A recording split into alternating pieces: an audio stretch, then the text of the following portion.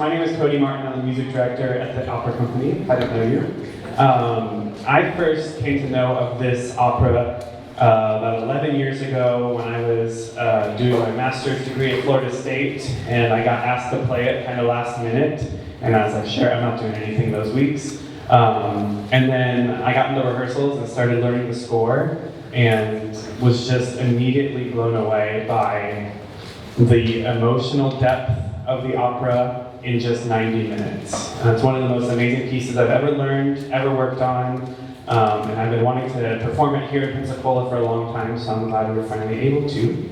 And tonight we're going to learn a little bit about it, and then hopefully by the time the evening is over, everybody here has a plan to buy tickets or has already bought tickets, and will also tell 4 friends to buy tickets. That's the goal. So Three Decembers is by an American composer named Jack Heggie. You can see he was born in 1961. He's still very much alive. He's based in the San Francisco Bay Area, California. He's actually about to join the faculty this fall of the San Francisco Conservatory teaching composition. So if you have any compositionally inclined students, they can go study with him now. He's most known for his operas, art songs, vocal music. He wrote some chamber music pieces. Most of all of them involve voices. He does have some compositions that were for just orchestra or just instrumental chamber music, but he's most known for his vocal work. And his music, I would describe, my word is neo-romantic-ish. So when you think romantic, you think of like late 19th century beautiful melodies. That's our Verdi, our Strauss, those ones that are just, think of really pretty music. It's that, but with like a neo-20th century, 21st century twist. So I think it's always easy to listen to. It doesn't ever sound like borderline, is this music? I think it's always very much music, and it's always, he knows how to write a melody for sure. Interesting tidbit, so his first opera that he wrote was called Dead Man Walking in 2000. And he studied composition. He's also a pianist who was performing for a while after he finished school. And then he had some hand injuries that let him not be able to play piano for a little bit. So he ended up falling into the development world and was actually working in the development department of San Francisco Opera, and kind of got to know people, got to know some singers, and the whole time was still writing and introducing people to his works. And he kind of they pulled him into the office one day and was like, hey, we're going to write this opera with Gene Shear as the librettist, or with Terrence McNally as the librettist, and we want you to write the music. So he went from being a development worker to being asked to commission a world premiere opera for San Francisco Opera, which is really cool. Some other operas, he has a Moby Dick, it's a very large-scale piece in 2010. Great Scott was premiered in 2015. That's an interesting story. It's about an opera singer who is saving this small-town opera company. They're going up against a football team. So if you've ever seen an opera about football, I haven't, but there's lots of opera involved. I'd love to see that someday. It's so good. Is it good? Okay, good. Rachel's seen it. He has Two Remain in 2016, and he also did an operatic adaptation of It's a Wonderful Life, based on the movie, which was premiered in Houston, has been performed a few other companies, have performed at Indiana University as well. I've heard nothing but great things about that as well. So I'm going to play a little clip. This is from his first opera, Dead Man Walking. Did anybody see Dead Man Walking in here in 2017? All right, so you all are a little bit familiar. If you didn't, it's based on the same story that the movie Dead Man Walking is based on, which is Sister Helen Prejean, who becomes a spiritual advisor to a man who is on death row. So this clip I'm going to play is probably the most famous aria from that opera, and this is when Sister Helen is driving to the prison to meet with Joe for the very first time. And she's talking about the journey she's on, physically driving to him, but also the journey she's about to go on with him and with his relationship with Jesus. Christ,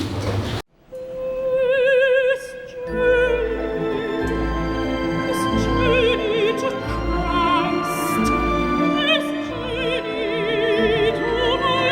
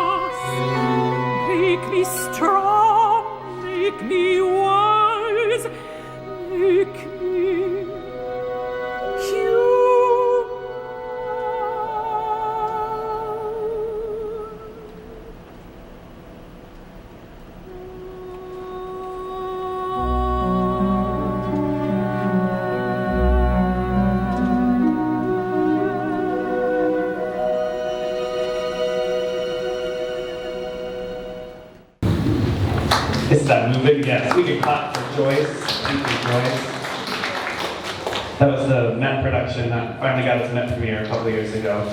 So you can hear how the music is so beautiful. It's always got that melodic lyricism to it. Never sounds really disjunct, and it's always text forward, right? Obviously, he's an American composer. He's writing everything in English, so he wants all the text to be intelligible and for you to be able to understand it.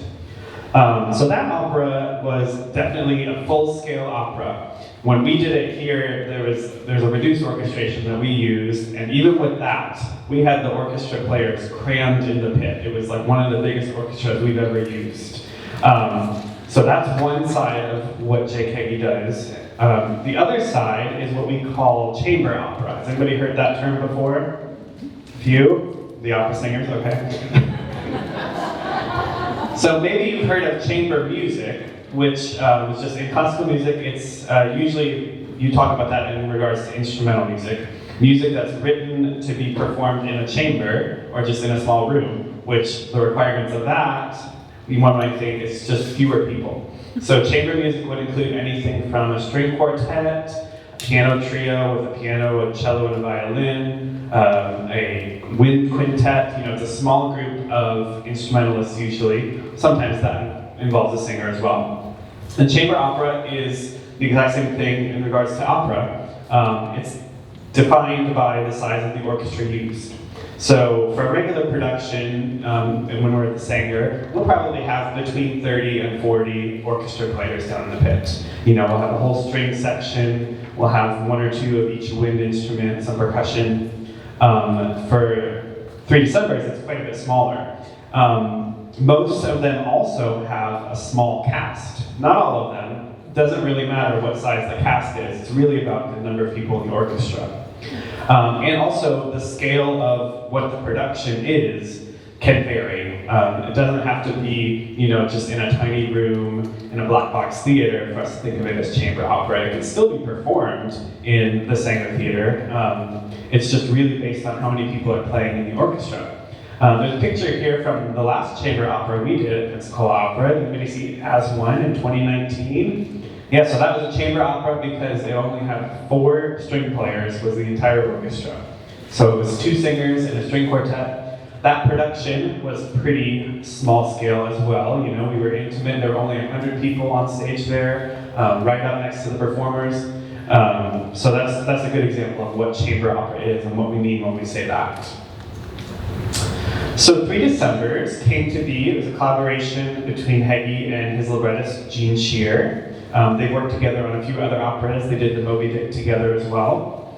And it's based on an unpublished Terrence McNally play called Some Christmas Letters. It was originally supposed to be a musical theater piece, and then I think Stephen Schwartz was supposed to write lyrics or something. He's supposed to be involved in some way, and then he pulled out, and then it turned into an opera. And I'm glad that it did, because I think it works really well as an opera. It's commissioned by Houston Grand Opera and San Francisco as well. And the 2008 premiere cast included Frederica Monstada as Maddie, Keith Fares as Charlie, and Kristen Clayton as Bee. Since then, it's been performed hundreds of times all over the world. It's been performed in Europe a few times. It's good.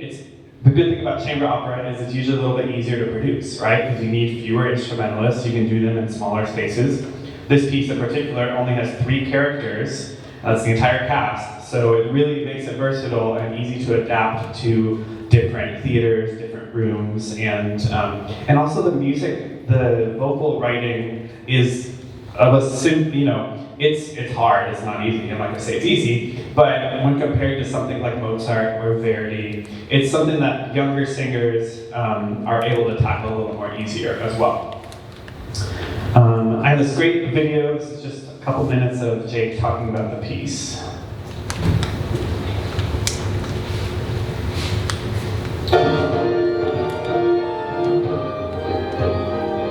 Three Decembers is a chamber opera about 3 people. A mother, who is the famous stage actress, and her 2 adult children, Charlie and Bee. Bee lives in Hartford with her husband, and Charlie lives in San Francisco with his lover, Bert. And this family has become estranged over the years. And over these 3 different Decembers, over 3 different decades, 1986, 1996, and 2006, they struggle with the elements in their lives and also to find their way as a family and as individuals.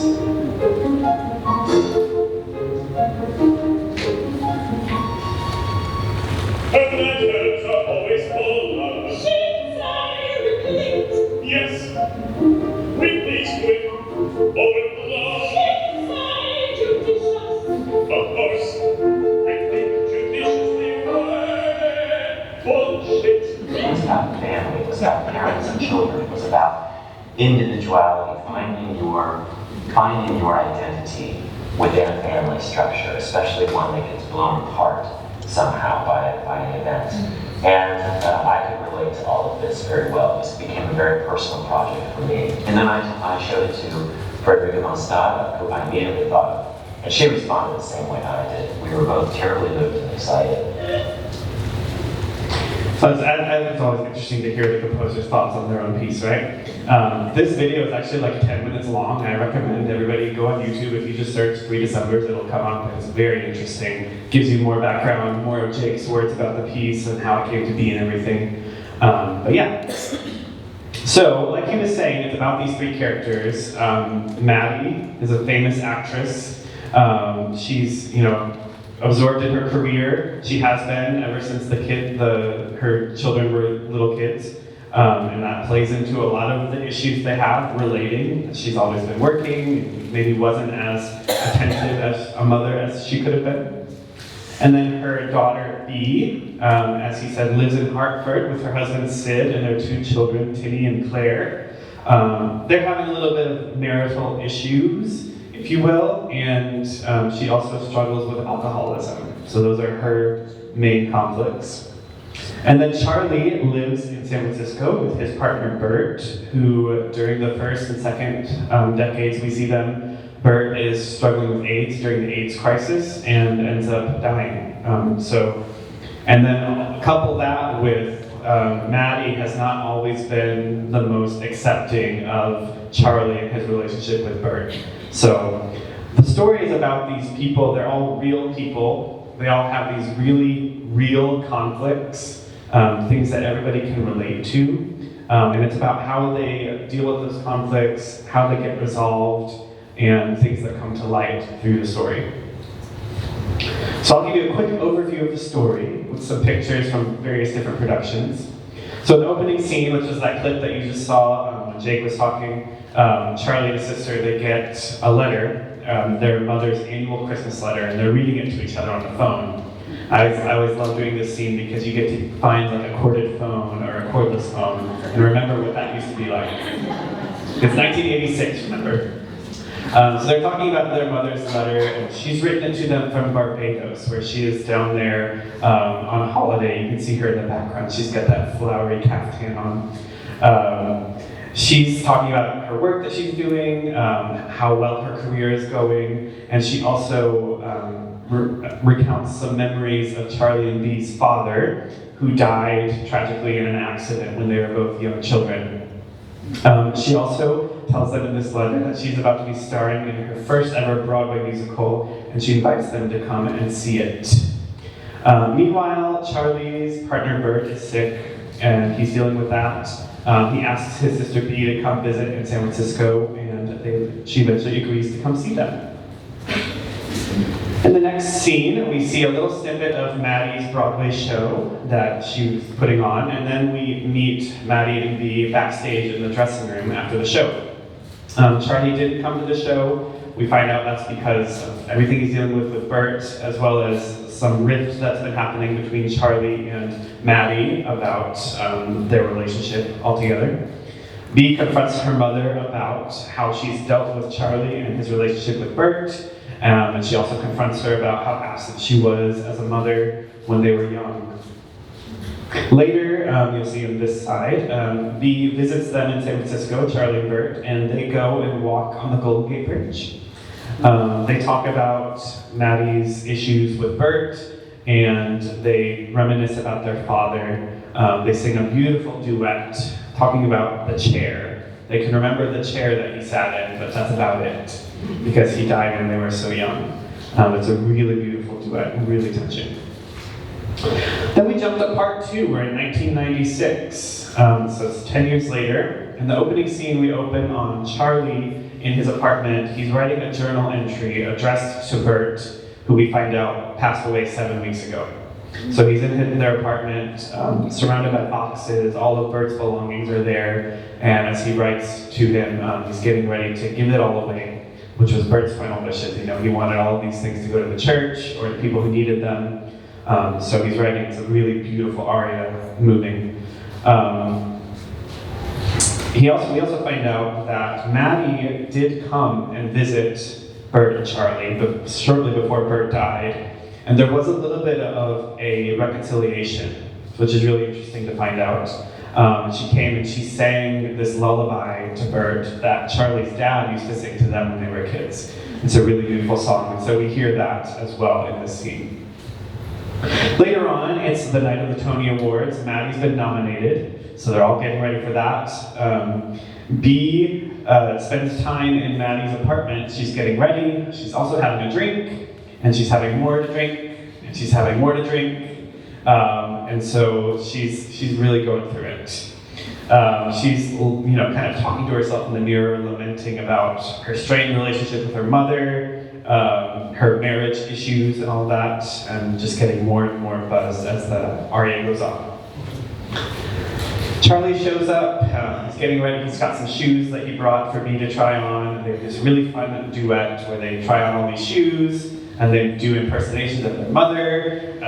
It's a lot of fun just seeing these two adult siblings act like they're kids again. It's one of my favorite scenes. He's trying to cheer her up, really, because he walks in and can tell that she's been going through it in the mirror and having maybe a little too much to drink.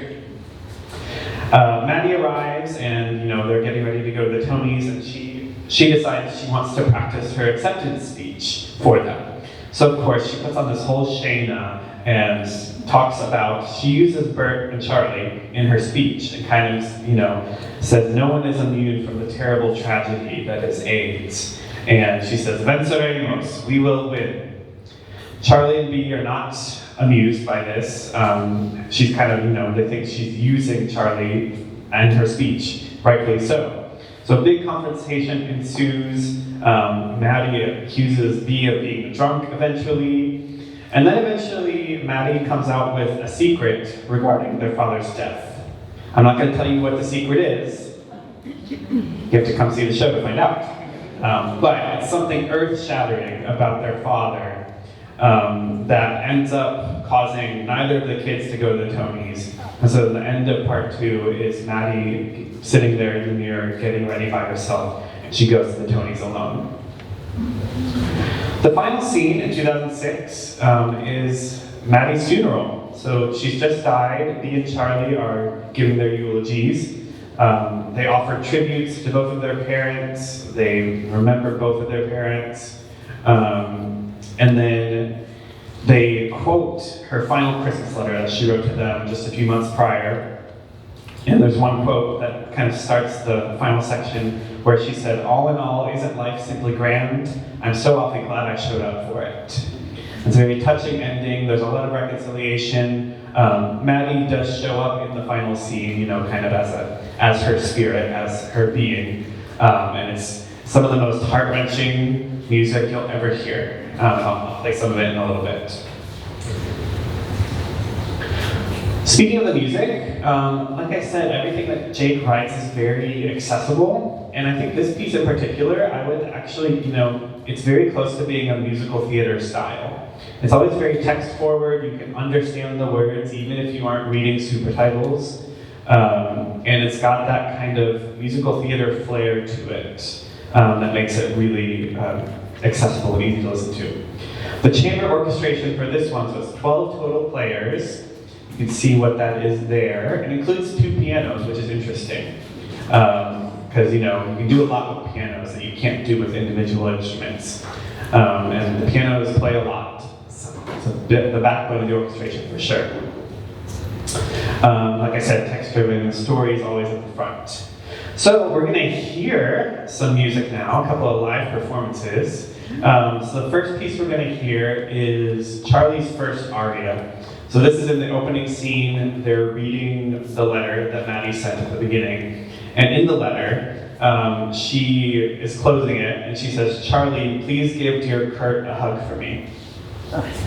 And his name is Bert. So that's just an example of Maddie doesn't even care to get his name right. And so then that brings on this next aria. So performing Charlie's first aria, we have baritone Jack Chandler with our pianist, Marie Eckert.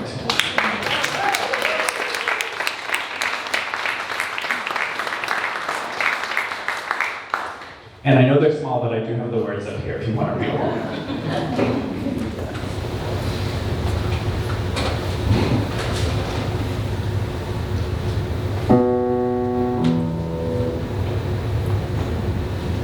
Kurt! She called him Kurt. His name is Bert.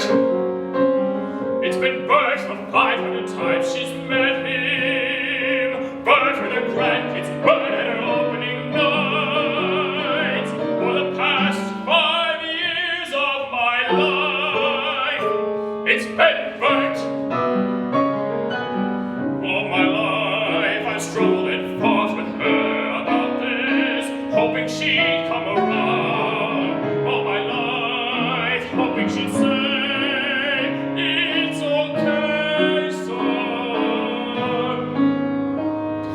Finally I find him, and I take him home to mother, thinking now she'll come around. He was the one holding me close and saying, "It's okay, Charlie. Oh, I love you like this, love you just as you are. It's okay, I'm right here. I'm not going away." He's the best man I've ever known, and she doesn't remember his name. Calls him Kurt, sends him a hug and things.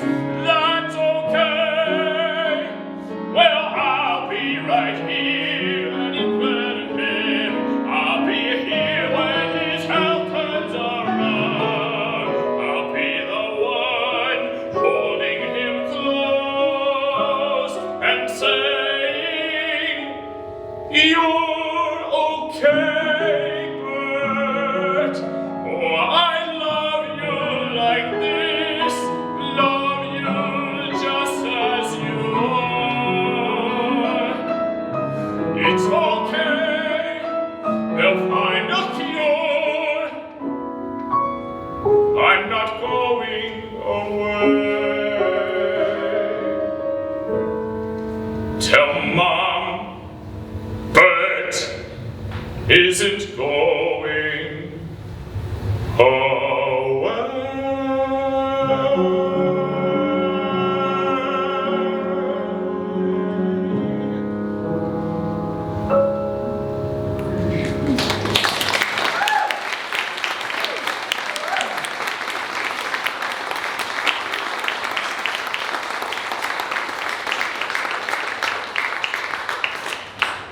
This next piece, it's a song called Daybreak. And so this is a little clip that we see of Maddie's Broadway show. And so this is her in the show singing this song about some story. We don't really know what the story is about. But it's just a really beautiful, it's an example of how musical theater strong Jake's writing is. And it's, this sounds like a song you would have heard in any musical from the 80s. So this is Daybreak, performed by Rachel Gibson.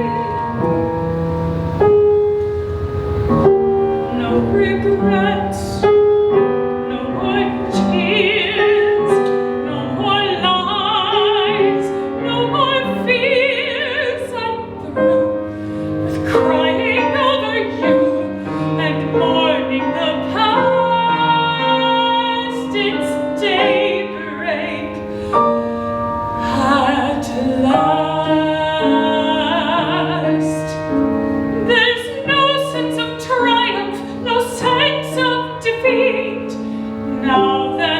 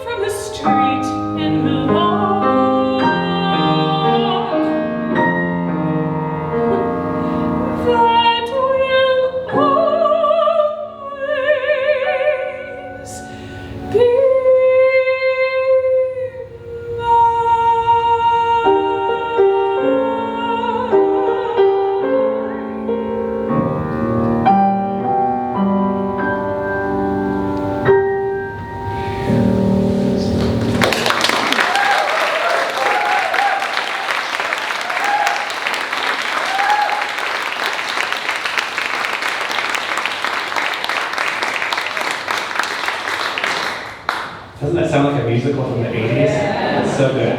It's got that, there's a very specific chord progression. If any musical theory nerds, where you have the one chord and then the one augmented and then the minor six, it's a very, if you listen to Chicago or Cabaret, it's in all of those. It's so great. The last musical clip I wanted to play is actually a video. The thing that makes presenting excerpts from this piece so difficult is that this is such a conversational, relationship-driven show that there aren't very many arias or standalone things. So I wanted to play a clip from the final scene at Maddie's funeral. And like I said, they're memorializing their mother. They're talking about kind of who she was as a person, as an actress. And they get to this very amazing moment where they're talking about, they're talking about what the theater and what a life in the theater meant to Maddie, and why maybe she spent so much of herself and dedicated so much of herself to being an actress, and what it meant to her. So this is a clip from the final scene.